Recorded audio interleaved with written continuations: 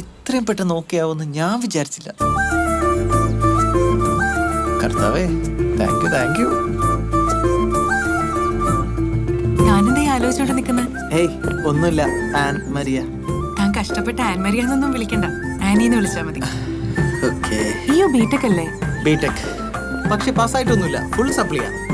അതൊക്കെ എഴുതിയെടുക്കാനും വലിയ പാടാ. അതൊക്കെ എനിക്കറിയാം. തനിക്ക് എങ്ങനെ അറിയാം? എനിക്കും ഉണ്ടായിരുന്നു കൊറേ സപ്ലി. ആണോ?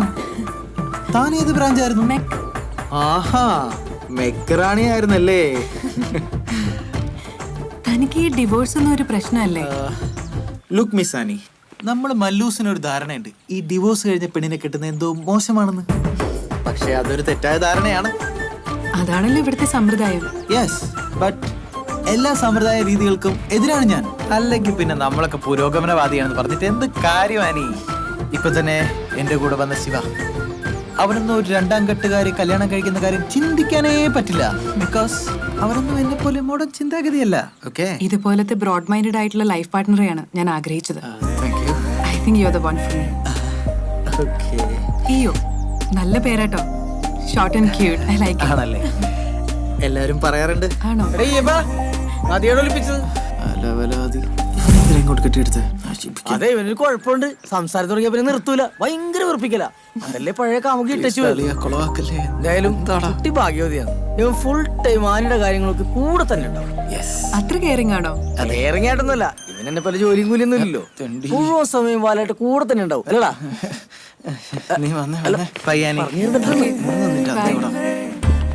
നീ ഇപ്പോഴാണ് എന്റെ മോനായത്. I am proud of you my son. പക്ഷെ നീ ഇത്ര പെട്ടെന്ന് സമ്മതിക്കണ്ടായിരുന്നു. ഇപ്പൊ സമ്മതിച്ചേ കുറ്റം? അതല്ലടാ, നീ കുറച്ചുകൂടെ ഡിമാൻഡ്സ് ഇട്ട് നിന്നിരുന്നെങ്കിൽ നമുക്ക് കുറച്ചുകൂടെ ഡിമാൻഡ്സ് മുന്നോട്ട് വെക്കാമായിരുന്നു. എനിക്ക് അങ്ങനെ ഡിമാൻഡ്സ് ഒന്നുമില്ലപ്പാ. എനിക്ക് അവള് ശരിക്കും ഇഷ്ടായി. ചെക്കൻ കയ്യിന്ന് പോയിട്ടാ. പെങ്കോന്തൻ. അപ്പൊ നീയോ? അപ്പാപ്പനും അമ്മ എന്തിനാ ഇങ്ങനെ ഡാർക്ക് അടിച്ചിരിക്കുന്നേ? നിന്റെ അപ്പന് കാശിന്റെ ആർത്തിയാണെന്ന് വിചാരിക്കാം.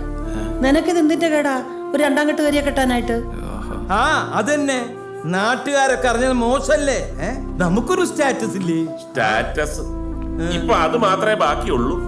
കാരണവന്മാര് പണ്ട് കുറച്ച് ഉണ്ടാക്കി വെച്ചതിന്റെ ബലത്തിലാ ഇപ്പോഴും ഒരു മുട്ടില്ലാതെ നടക്കുന്നത്. നിനക്കറിയാലേ, ഇവനും കൂടെ കൈയിട്ട് വാരിയാലേ പിന്നെ അതിലൊന്നുമില്ല.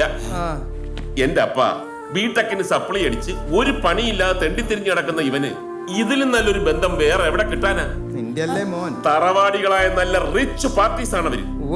അവളെ കെട്ടിക്കഴിഞ്ഞാൽ ഇവന്റെ ലൈഫ് സേഫ് ആയില്ലേ? അതെ, ഇപ്പൊ തന്നെ 2 കോടിയാണ് ഓഫർ. എന്താ പറഞ്ഞ? 2 കോടി, 2 crores. 2 കോടി? 2 കോടിയാ? എത്ര കോടി കിട്ടിയിട്ട് എന്താ കാര്യം? നാട്ടുകാരുടെ മുമ്പിൽ തലപൊക്കി നടക്കാൻ പറ്റുമോ? എന്റെ അന്നമ്മേ, നാട്ടുകാര് തെണ്ടികളോട് പോവാൻ പറ. പിന്നെ ഇവറ്റകളെ കൊണ്ട് ആകെയുള്ള ഉപകാരം ഫ്രീ ആയിട്ട് കുറച്ച് ഉപദേശം തരാന്നുള്ളത് മാത്രം. മോളെ, ഒരു 10 രൂപ കടം ചോദിച്ച തരാത്ത നാറികളാണ്. നമ്മുടെ ചിട്ടി കമ്പനി പൊട്ടിയപ്പോ നമുക്ക് അനുഭവം ഉള്ളതല്ലേ. ഈ ബന്ധം ഇവന് രക്ഷപ്പെടാൻ കിട്ടിയ ഒരു ദൈവാനുഗ്രഹമാണെന്ന് കൂട്ടിയാൽ മതി. അമ്മേനെ പറഞ്ഞു ഞാൻ ശരിയാക്കിയിട്ടുണ്ട്. എടാ, ഇവരിങ്ങനൊക്കെ പറയും, നീ ആ ജീവിക്കേണ്ടത് നല്ലോണം ആലോചിച്ചിട്ടാണോ? അതെ അമ്മേ, എനിക്ക് ഇഷ്ടമായിട്ട് തന്നെയാണ് ഞാൻ ഇതിന് സമ്മതിച്ചത്. പിന്നെ ഇപ്പോഴത്തെ കാലത്ത് ഈ ഡിവോഴ്സ് ഒന്നും ഒരു മാറ്ററേ അല്ല. ഞാൻ ഹാപ്പിയാണമ്മാ. കണ്ടില്ലേ, ഇവൻ ഭയങ്കര ഹാപ്പിയാണ്. ഇവൻ ഹാപ്പി ആണെങ്കിൽ പിന്നെ നമ്മളും ഹാപ്പി അല്ലേ? അപ്പൊ ഇനി ഒന്നും ആലോചിക്കാനില്ല, കാര്യങ്ങളൊക്കെ പെട്ടെന്നായിക്കോട്ടെ. നല്ല സ്നേഹമുള്ള നാട്ടുകാരാ, എപ്പോഴാ കല്യാണം മുടക്കാന്ന് പറയാൻ പറ്റില്ല. കഴിഞ്ഞാ കഴിഞ്ഞു എന്ന് പറയാം. കർത്താവേ, കട്ടയ്ക്ക് കൂടി ഉണ്ടാവണം കേട്ടോ. കർത്താവ് നിക്കാന്ന് പറഞ്ഞിട്ടുണ്ട് കൂടെ. നമ്മളിതെങ്ങോട്ടാ പോണേ? താൻ സസ്പെൻസ് വിട്ടിട്ട് കാര്യം പറഞ്ഞേ. ബ്രിട്ടോയുടെ വീട്ടിലേക്ക്. ഞാൻ നിന്നോട് പറഞ്ഞിട്ടില്ലേ എന്റെ എക്സ് ഹസ്ബൻഡിനെ കുറിച്ച്? ആ വട്ടന്റെ അടുത്തേക്കാ? എന്തിന്? നമ്മുടെ കല്യാണത്തിന്റെ ആദ്യത്തെ ഇൻവിറ്റേഷൻ അയാൾക്ക് കൊടുക്കണമെന്ന് എന്റെ ഒരു വാശിയാണ്. ആഹാ, എന്നാ പിന്നെ ചവിട്ടി വിട്ടോ. സീൻ ഞാൻ കൊഴിപ്പിച്ചുതരാം.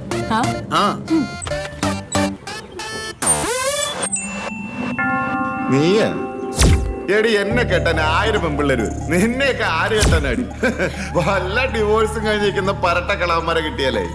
അത് തന്റെ തോന്നലല്ലേ? തന്നേക്കാൾ പ്രായം കുറഞ്ഞ ഒരു ചുള്ളൻ ചെക്കനെയും കെട്ടി ഞാൻ തന്റെ മുന്നിൽ വന്ന് നിൽക്കും.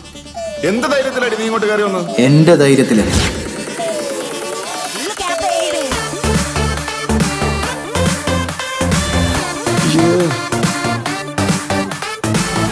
ഏതാടി ബംഗാളി? ബംഗാളി അല്ല, ഇയോ. ആനിയുടെ ആദ്യ ഭർത്താവ്. ആദ്യ ഭർത്താവ്? അപ്പൊ പിന്നെ ഞാൻ ആരാടാ? തന്നെയൊക്കെ ആരോടോ ഭർത്താവായിട്ട് കൂട്ടിയത്. താനൊക്കെ ഡമ്മി, വേസ്റ്റ്. Utter waste. ആ നിനക്ക് മൂന്നാമതൊരുത്തനെ കൂടെ കെട്ടണ്ടെങ്കിൽ ഈ ചപ്പടാച്ചി വിളിച്ചോണ്ട് ഇപ്പൊ ഇവിടെ നിന്ന് പൊക്കോണം. പോവാൻ തന്നോടോ വന്നത്. അതിനു മുമ്പ് തനിക്കിത് തന്നിട്ട് പോവാൻ. ഞങ്ങളുടെ വെഡിങ് ഇൻവിറ്റേഷൻ. പിന്നെ കല്യാണത്തിന്റെ ഡേറ്റും സ്ഥലവും അതിൽ എഴുതിയിട്ടുണ്ട്. ആ ഏരിയയിൽ തന്നെ കണ്ടുപോരും. അഥവാ കണ്ട നിന്റെ കുണ്ടറയിലെ അണ്ടി ഫാക്ടറി ഞാൻ അടിച്ചു പൊളിക്കും. ഇനി 10 മാസം കഴിഞ്ഞാൽ ഞങ്ങൾ വീണ്ടും ഒരു വരവും കൂടി വരും വിത്ത് അവർ ബേബി. അറിയോ? Okay baby?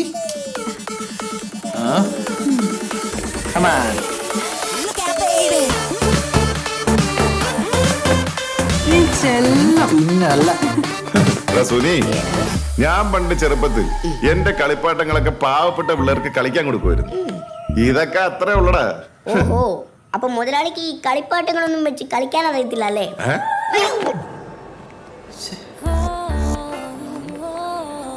അവനെന്തിനാണ് നിന്നെ കാണുമെന്ന് പറഞ്ഞ?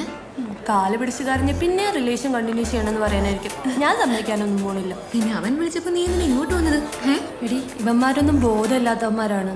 തേച്ചിട്ട് പോയി തോന്നിക്കഴിഞ്ഞാലേ വല്ല ആസിഡാക്രമണം അങ്ങനെ നടത്തി കളയും. അതുകൊണ്ട് ഇവന്മാരെ ഒന്നും തേച്ചതല്ലെന്ന് കൺവിൻസ് ചെയ്ത് വിടണം. നോക്കാം. മിണ്ടല്ലോ, വാ. ഹലോ, എന്താടാ കാണണെന്ന് പറഞ്ഞേ? ഒന്നുമില്ല, എനിക്ക് നിന്നെ ഭയങ്കര ഇഷ്ടമായിരുന്നു. സോറിടാ, ഞാൻ നിന്നെ തേച്ചതാണെന്ന് മാത്രം വിചാരിക്കരുത്. അതൊരു വേക്കപ്പ് കോൾ ആയിരുന്നു. വേക്കപ്പ് കോളാ? ആ, breakup is A wake up call എന്നല്ലേ നമ്മുടെ ജോസഫ് അന്ന കുട്ടിച്ചാട്ടൻ പറഞ്ഞിരിക്കുന്നത്. someone leaves from your life, that's for someone better to come. അതുകൊണ്ട് നീ വിഷമിക്കൊന്നും വേണ്ട. നിനക്ക് എന്നെക്കാട്ടി നല്ല പെൺകുട്ടീനെ കിട്ടും. കിട്ടി, അത് പറയാനാ വന്നത്. അവളുടെ ഒരു വേക്കപ്പ് കോള്.